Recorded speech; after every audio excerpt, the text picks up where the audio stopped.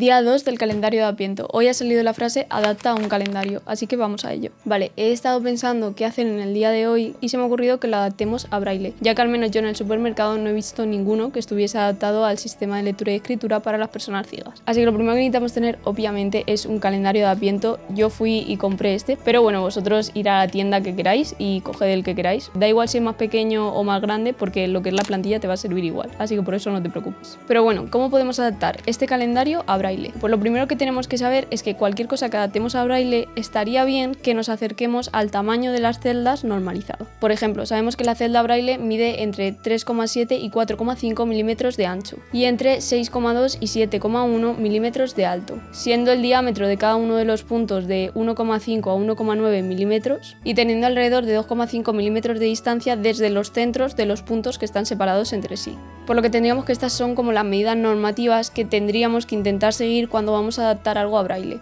Pero claro, es que ahora eso hay que hacerlo en este calendario con las cosas que tengamos para poderlo adaptar. Así que yo lo que he hecho para simular ese relieve del braille es comprar estos brillantitos que los venden prácticamente en cualquier papelería o supermercado, y aunque es verdad que no nos vamos a ajustar al tamaño normativo porque son un poquito bastante más grandes, sí que siguen siendo lo suficientemente pequeños como para que poniendo la mano por encima yo con solo la yema del dedo lo pueda leer, que el motivo por el que algunos sistemas anteriores al braille se descartaron es porque no se podían leer solo pasando el dedo, y claro, tú imagínate que vas a leer un libro, eso es inviable. En este caso, teniendo en cuenta que es una adaptación y que es un calendario, yo creo que no va a generar mucho problema porque al final tampoco hay que leer tanto, quiero decir, es al día el número y ya está. Entonces, bueno, yo creo que sirve, y si no lo encontráis, pues mejor esto que nada. Así que no os preocupéis si encontráis unos más grandes o encontráis esto. Y cuando pongo la mano encima sí que me caben 6 puntos dentro de la yema, que yo es lo que os diría que toméis como referencia si tenéis una mano así como normativa. Si tenéis una mano muy grande, pues intentad que sean más pequeñitos y ya está. Por cierto, probablemente a lo largo del vídeo me escuchéis decir braille. No se dice así, se dice braille, y yo de verdad que intento acordarme y decirlo. Estoy tan acostumbrada a escuchar braille que se me olvida que se dice braille. Luego lo que he hecho para poder marcar las celdas en braille es diseñar una plantilla en la cual he indicado el correspondiente de cada número, que luego corresponderá a cada casilla, en braille. Os dejo el enlace a esta plantilla en la descripción para que la podáis descargar de forma totalmente gratuita a través de la web. Luego algo que también tenemos que saber, que es algo que expliqué ya en el segundo vídeo del canal, que es un curso sobre braille, es que en braille tenemos diferentes combinaciones que nos indican el modo de escritura y lectura en el que estamos actualmente. Por ejemplo, los números del 1 al 9 y posteriormente el 0, porque es 1, 2, 3, 4, 5, 6, 7, 8, 9 y 0, corresponden a las mismas letras de la A a la J. Quiero decir que si tú las ves por separado son exactamente iguales, así que no sabrías si está escribiendo la A o el 1. Entonces para eso existen esas combinaciones especiales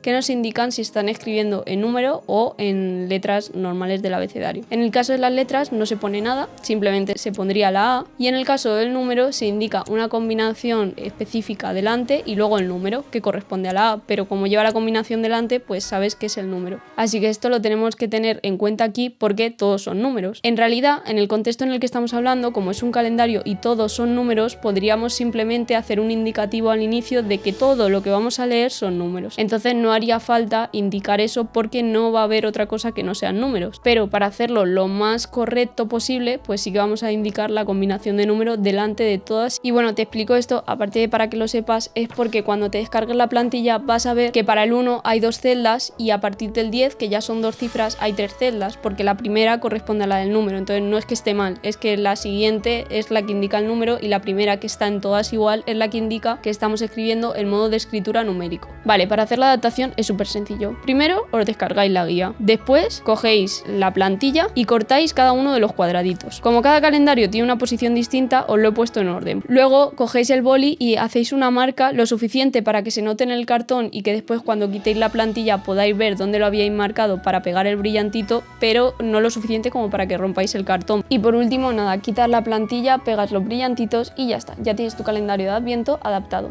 Así que nada, espero que te haya servido de ayuda. Cualquier duda me la podéis dejar en los comentarios y nos vemos en el día 3.